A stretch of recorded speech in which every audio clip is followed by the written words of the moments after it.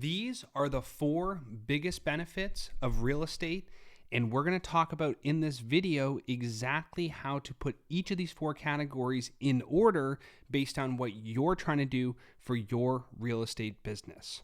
So, number 1 we have is cash flow. Number 2 we have is appreciation. Number 3 we have is depreciation. And number 4 is mortgage paydown. These are the 4 biggest benefits in real estate. Now, here's something to keep in mind. Every single piece of real estate that you buy gets these 4 benefits, okay?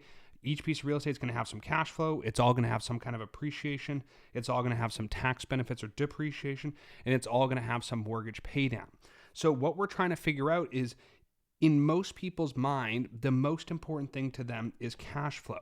The problem is that it's extremely difficult with the cost of real estate, unless you're developing real estate or you have some really advanced strategy, to get cash flow as your primary goal. So really, the primary way you should look at real estate depends on your situation.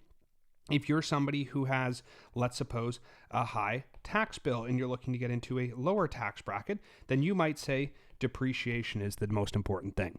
If you're somebody who's trying to build long-term wealth, you might say that the pay down is the most important thing. If you're somebody who's trying to build assets outside of your, let's say, a stock portfolio, you might say that appreciation is the most important. And so the question is, what is actually the most important? Here's how I look at it. First of all, that you put all 3 of them or all 4 of them in order here. The least most important is going to be cash flow, because early on in your investing journey, you're not going to be able to get that. That's just not going to happen. The most stable and most likely to create wealth is going to be the pay down, which most people don't look at that as the most important. I'd put number 2 as the appreciation and number 3 as depreciation. This is the order that I would put them in for most people. And here's why. Lots of people think that the value of real estate, the value comes from this, number 2, appreciation. But really, what's happening is you're taking your 30-year mortgage, let's just assume there's a 30-year mortgage, and you are paying this down bit by bit by bit. So what is actually happening, right? We take the mortgage, we got time on the bottom, 0, 15, 30 years. We have the balance over here. This is the primary balance.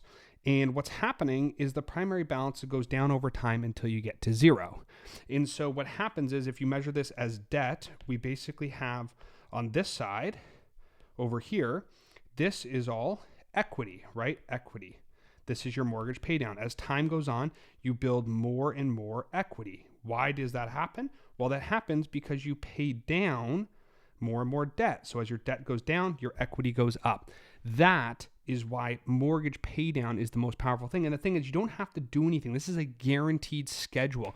When you get a mortgage or you do a seller finance loan or whatever you're doing, you get this information from the bank and they say, every month, here's your payment, here's how much is interest, here's how much is principal.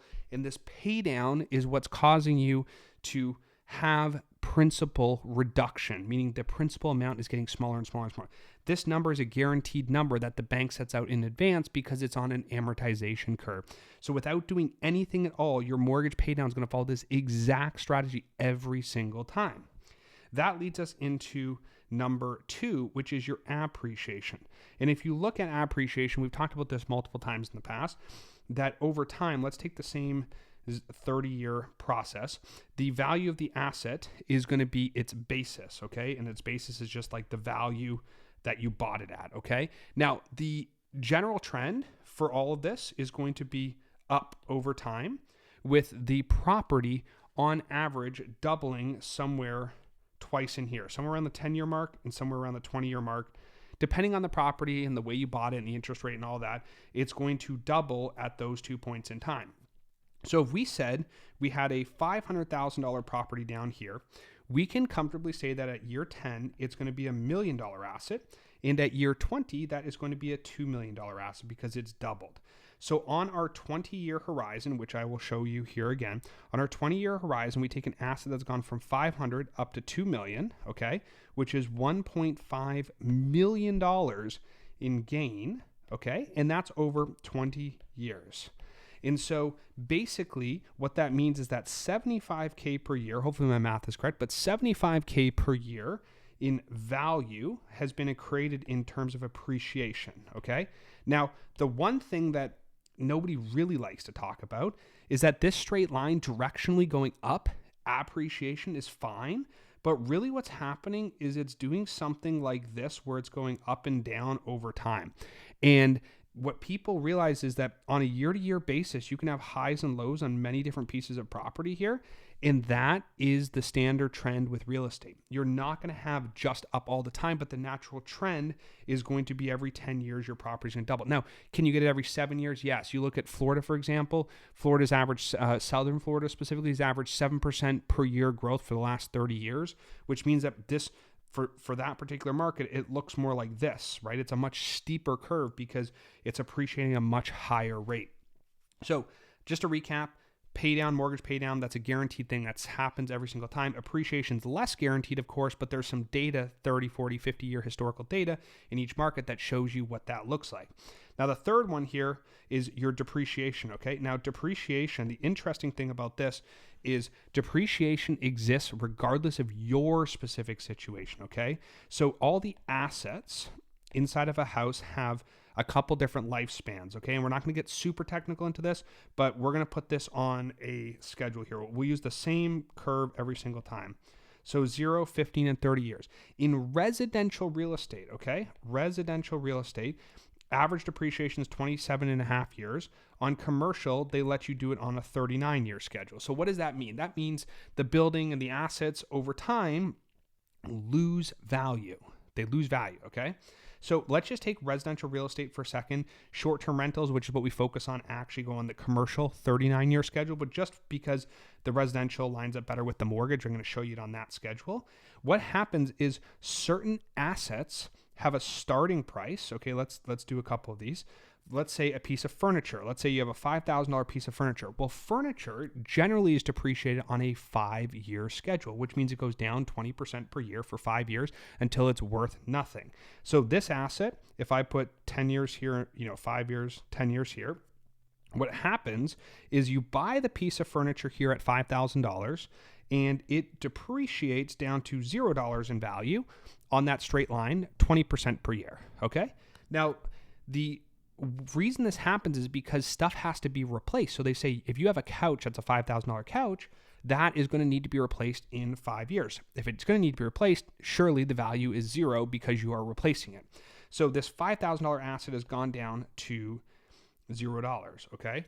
The same thing happens for everything within the house. There's some that are 7-year assets, they go down. There's some that are 15-year assets. There's all these different lives of the different assets. And then we said 27.5 years for real estate.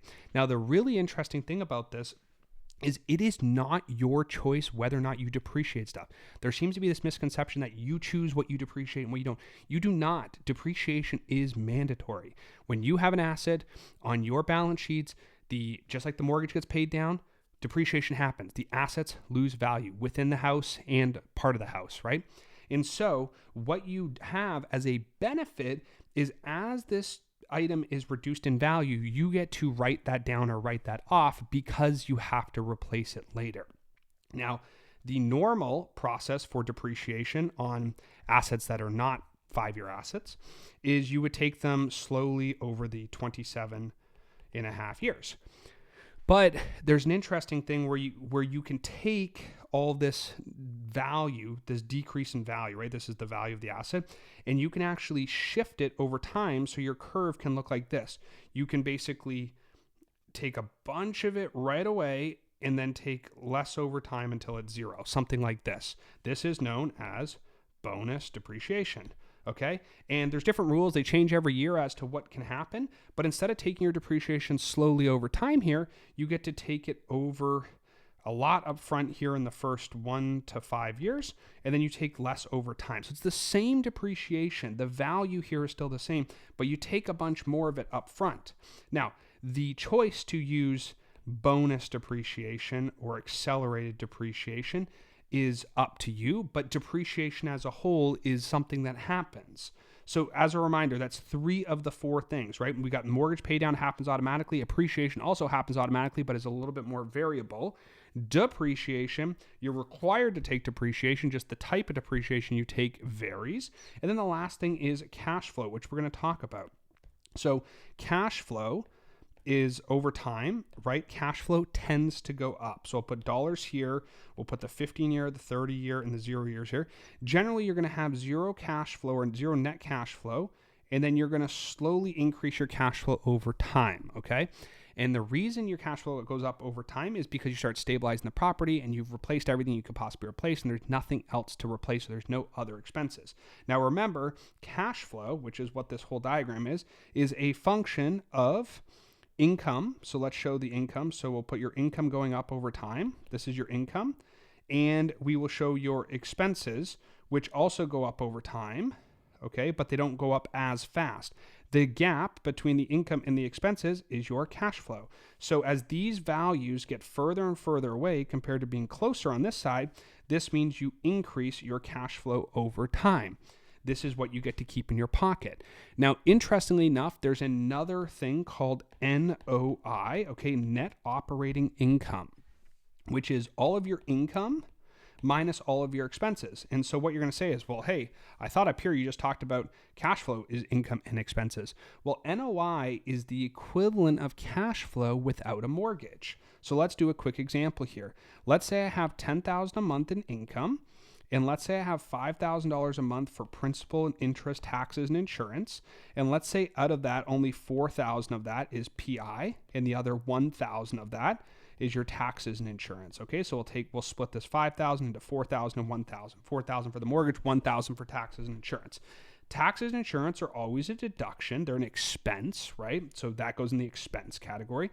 But the principal and interest, this is part of owning an asset, okay? Interest is deductible, of course, but the principal pay down is not, because you've converted cash that you've received into equity. So that's not something that's an expense. That's just something that's equity in the property.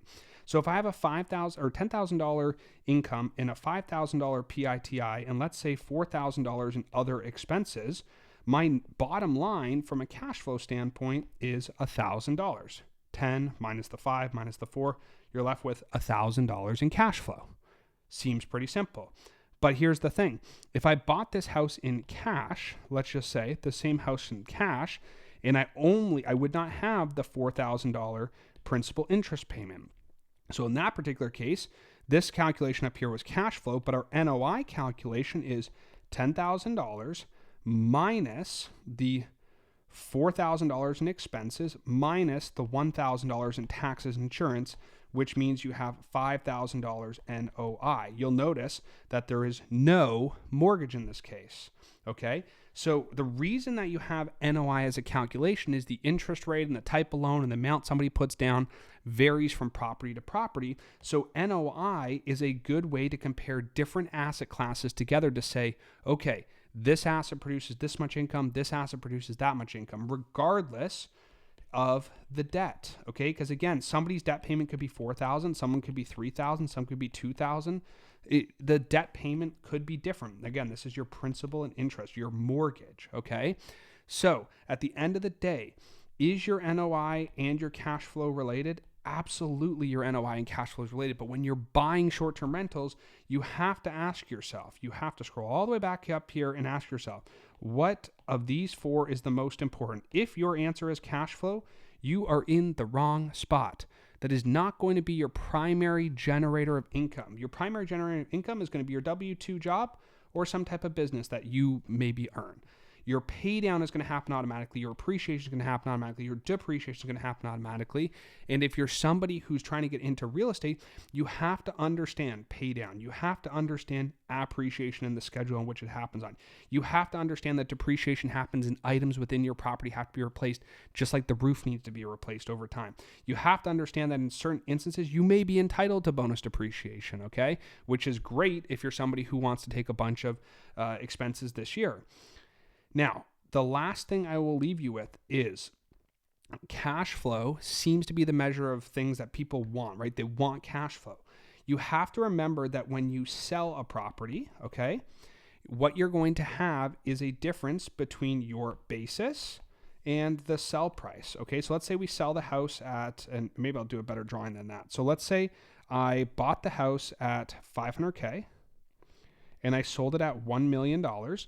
It's not $500K in gain that you had there because you might have $100K in expenses to sell the house. So you're down to $400K in gain. And on this 500, you might have added another $100K in improvements. We talked about this before. Remember how stuff gets depreciated? Well, you might have had to improve it. A new HVAC, new plumbing, new roof, new windows. Those are all improvements that you get to put into the asset itself. So if I bought the house for $500K and I put $100K into it, my basis is $600K. Pretty simple. If I sell it at $1 million minus my $100K in realtor fees and other closing costs, I really have $900. So I take the $900, I subtract the $600, my gain here is really $300,000. So in addition to the depreciation, appreciation, equity, cash flow, all that stuff, the real way you realize your value, okay, the way you realize the value is through selling, okay? Selling the property. You must sell the property. You cannot get appreciation out of the property without selling it. So a lot of people think, okay, well, I'm appreciating, there's some inherent value. Just like stocks, you can't get the appreciation out without selling. So the next time you go to do a property, you got to ask yourself, am I trying to prioritize cash flow only? That should be the fourth least important thing.